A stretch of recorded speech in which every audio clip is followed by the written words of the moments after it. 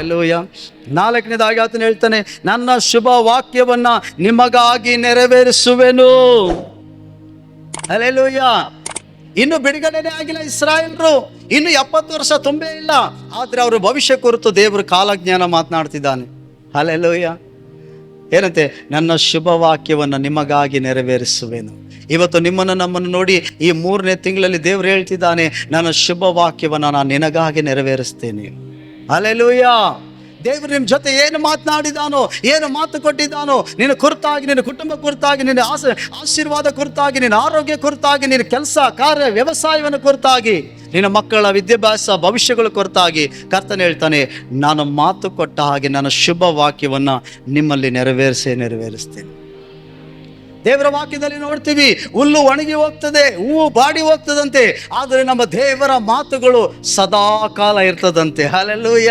ಹೂವು ಒಣಗಿ ಹೋಗ್ತದೆ, ಹುಲ್ಲು ಬಾಡಿ ಹೋಗ್ತದೆ, ಆದರೆ ದೇವರ ಮಾತು ಎಂದಿಗೂ ಬಾಡು ಹೋಗಲ್ಲ, ಒಣಗಿ ಹೋಗಲ್ಲ. ಹಲ್ಲೆಲೂಯ.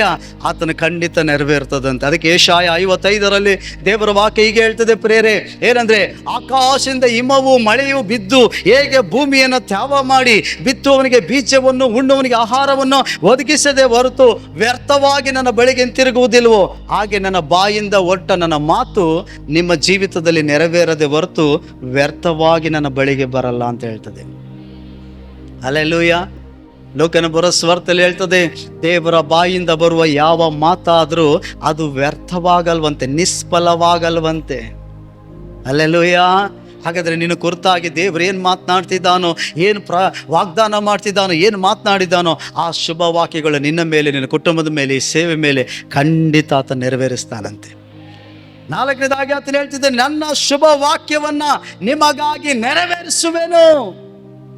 ಅಪ್ಪನಿಗೆ ಗೊತ್ತಿಲ್ಲದ ಹಾಗೆ ಇಸಾಕನ ಕಣ್ ಕಾಣದಿರೋ ಕೂಡ ತನ್ನ ಅಣ್ಣನಿಗೆ ಬರಬೇಕಾಗಿರೋ ಚೊಚ್ಚಲ ಆಶೀರ್ವಾದವನ್ನ ನಾನೇ ಏಷಾವ ಅಂತೇಳಿ ಮೋಸತನದಲ್ಲಿ ಪಡ್ಕೊಂಡು ಯಾಕೋಬ ತಂದೆ ಮನೆಯಿಂದ ಓಡಿ ಹೋಗ್ತಿದ್ದಾನೆ ಮಾವನ ಮನೆಗೆ, ಅವ್ರ ತಾಯಿ ಮಾತು ಕೇಳಿ. ಆಗ ಅರಣ್ಯದಲ್ಲಿ ಹೋಗುವಾಗ ಕತ್ತಲೆ ಆಗೋಯ್ತು, ಹೊತ್ತು ಮೀರೋಯ್ತು, ಪ್ರಯಾಣ ಮಾಡೋಕ್ಕಾಗ್ತಾ ಇಲ್ಲ, ಒಬ್ಬನೇ. ಆಗ ಅಲ್ಲಿ ಬಿದ್ದಂಥ ಕಲ್ಲುಗಳಲ್ಲಿ ಒಂದು ಕಲ್ಲನ್ನು ತೆಗೆದುಕೊಂಡು ತಲೆದಿಂಬಾಗಿ ಇಟ್ಟುಕೊಂಡು ನಿದ್ರೆ ಮಾಡ್ತಾನೆ. ಆಗ ದೇವರು ಪರಲೋಕ ತೆರೆದು ಒಂದು ದರ್ಶನ ಕೊಡ್ತಾರೆ. ಆಕಾಶದಿಂದ ಭೂಮಿಗೆ ಒಂದು ಏಣಿ ಹಾಕಿರ್ತದೆ, ಅಲ್ಲಿ ದೇವದೂತರು ಹತ್ತುತ್ತಾ ಇರ್ತಾರೆ, ಇಳಿತಾ ಇರ್ತಾರೆ.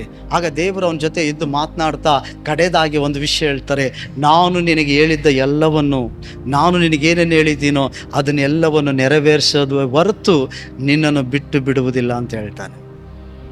ಪ್ರಿಯರೇ, ಹಾಗಾದ್ರೆ ಯೋಚನೆ ಮಾಡಿ, ದೇವರು ನಮ್ಮ ಕಷ್ಟಗಳು ಬಂತು, ರೋಗ ಬಂತು, ಸಮಸ್ಯೆ ಬಂತು, ನಾವು ಅನೇಕರಿಗೆ ಸೋತು ಹೋದೋ, ನಂಬಿಕೆ ಕಳ್ಕೊಂಡು ಪ್ರಾರ್ಥಿಸ್ತು, ದೇವರೇ ಸಾಯಿಸ್ಬಿಡಪ್ಪ, ದೇವರೇ ಮರಣ ಕೊಟ್ಬಿಡಪ್ಪ ಅಂತ ಕೇಳ್ಕೊಂಡು. ಆದರೆ ಎಷ್ಟೋ ಜನ ಈ ದಿನ ಕಾಣದೆ ಹೋದ್ರು, ಆದರೆ ದೇವರು ಕೇಳ್ಕೊಂಡಿದ್ರುಕೊಂಡಿಲ್ಲ, ನಾವು ಸಾಯ್ತೀವಿ ಅಂದ್ರೆ ಬಿಡಲಿಲ್ಲ. ದೇವರು ನಮಗೆ ಮರಣ ಕೊಡದೆ ಬಂದಂಥ ಎಲ್ಲ ಕಷ್ಟ ಸಮಸ್ಯೆ ಬೇನೆಗಳಿಂದ ತಪ್ಪಿಸಿ ಆಸ್ಪತ್ರೆಗೆ ಹೋದ್ರು ಗುಣಪಡಿಸಿ ಕರ್ಕೊಂಡು ಬಂದು ದೇವರು ಯಾಕೆ ಭೂಮಿ ಮೇಲೆ ಇವತ್ತು ನಿನ್ನನ್ನು ಜೀವಿತವಾಗಿ ಇಟ್ಟಿದ್ದಾನೆ ಅಂತಂದರೆ, ನಿನ್ನ ಮೇಲೆ ನನ್ನ ಮೇಲೆ ಆತನ ಮಾತುಗಳು ಇನ್ನೂ ಮುಗಿದಿಲ್ಲ, ನೆರವೇರಬೇಕಾಗಿದೆ.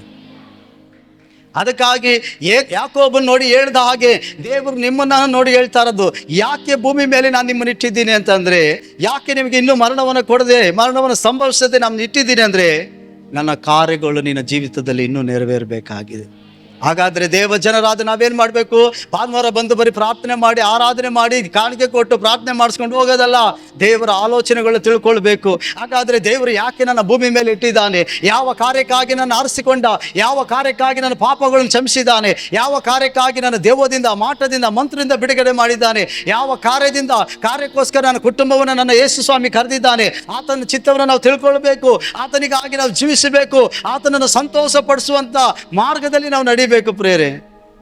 ಮತ್ತೆ ನಾವು ಇತರರಿಗೆ ದೇವರ ಸಂತೋಷ ಪಡುವ ಹಾಗೆ ಸುವಾರ್ತೆಯನ್ನು ಸಾರಬೇಕು. ನಿಮ್ಮ ಜೀವಿತದಲ್ಲಿ ಯೇಸು ಸ್ವಾಮಿ ಏನು ಬಿಡುಗಡೆ ಕೊಟ್ಟಿದ್ದಾನೋ, ಏನು ಆಶೀರ್ವದಿಸಿದ್ದಾನೋ ಅದು ಇತರರಿಗೂ ಸಾರಿ ದೇವ ಜನರನ್ನಾಗಿ ಮಾಡಿ ಅವ್ರನ್ನ ದೇವರ ಆಲಯಕ್ಕೆ ಕರ್ಕೊಂಡು ಬರಬೇಕು. ಅಯ್ಯೋ, ನಾನು ಆಶೀರ್ವದಿಸಲ್ಪಟ್ರೆ ಸಾಕು, ನನಗೆ ಬಿಡುಗಡೆ ಆದರೆ ಸಾಕು, ನಾನು ಗುಣ ಆದರೆ ಸಾಕು, ನಾನು ಚೆನ್ನಾಗಿದ್ರೆ ಸಾಕು ಅಂತೇಳಿ ಕೂತ್ಕೋಬಾರ್ದು. ಅಲ್ಲೆಲ್ಲೋಯ್ಯ, ದೇವರು ನಿನ್ನ ನಮ್ಮ ಭೂಮಿ ಮೇಲೆ ಯಾಕೆ ಜೀವತರ ಸಂಖ್ಯೆಯಲ್ಲಿ ಇಟ್ಟಿದ್ದಾನೆ ಅಂದರೆ, ಯಾಕೆ ನೀನು ಆಶೀರ್ವದಿಸ್ತಿದ್ದಾನೆ ಅಂದರೆ, ಆತನ ರಾಜ್ಯಕ್ಕೆ ನೀತಿಗೆ ಮಾಡಬೇಕಾಗಿರೋ ಕೆಲಸಗಳು ನಿನಗೆ ಕೊಡಲ್ಪಟ್ಟಿದೆ. ಅದು ಯಾವುದು ಎಂಬುದಾಗಿ ನೀನು ಪ್ರಾರ್ಥನೆ ಮೂಲಕವಾಗಿ, ವಾಕ್ಯವಾದ ಮೂಲಕವಾಗಿ ನೀನು ದೇವರ ಸನ್ನಿಧಾನದಲ್ಲಿ ಕಾದಿದ್ದು ತಿಳ್ಕೊಳ್ಬೇಕು ಪ್ರೇರೆ. ಹಲ್ಲೆಲೂಯಾ. ಅದಕ್ಕೆ ದೇವರ ವಾಕ್ಯ ಹೇಳ್ತದೆ, ನನ್ನ ಶುಭ ವಾಕ್ಯವನ್ನ ನಿಮ್ಮ ಮೇಲೆ ನೆರವೇರಿಸ್ತೀನಿ. ನಾನು ಏನೇನು ಹೇಳಿದ್ದೀನೋ ಅದನ್ನೆಲ್ಲ ತಾಚು ತಪ್ಪದೆ ನಿಮ್ಮ ಜೀವಿತದಲ್ಲಿ ಬರಮಾಡ್ತೀನಿ ಅಂತ ಹೇಳ್ತಾನೆ. ನಾಲ್ಕನೇದಾಗಿ ದೇವರು ಹೇಳ್ತಾ ಇದ್ದಾನೆ, ಹಲ್ಲೆಲೂಯಾ, ಅರೆ ಯಾವ ಶುಭ ವಾಕ್ಯ ನೆರವೇರ್ತದೆ, ಯಾವ ಒಳ್ಳೆ ಕಾರ್ಯಗಳು ನೆರವೇರ್ಬೋದು.